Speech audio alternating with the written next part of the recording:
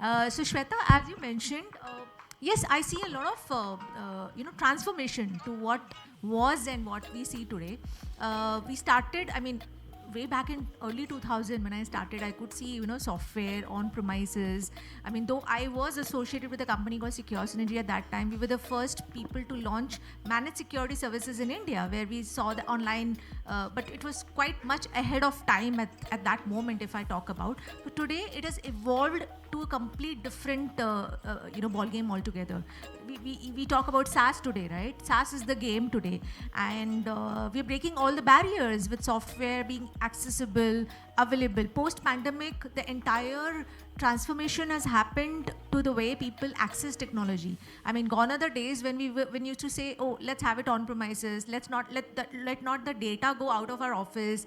That's where we have actually arrived from and come from. And today, breaking all barriers across the globe, you see that softwares are just, I mean, Indian Make in India concept is also going all across the world, where we are seeing softwares which are homegrown here, and we are able to take them globally with the SaaS concept. And that's where I think we are making a very huge leap, and also the accessibility to the software zone.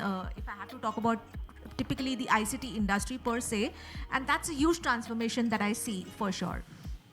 And talking about use cases, I mean, technology is taking us all places. Sarika also mentioned, talk about the Zeptos, the Blinkits of the world. You have everything on your fingertips, right? You just don't need to worry. I mean, I need to order something. I know, hey, I forgot something. At 12 o'clock in the night also, I just order on my app, and I get it on my doorstep. That's the comfort each and everyone has got today.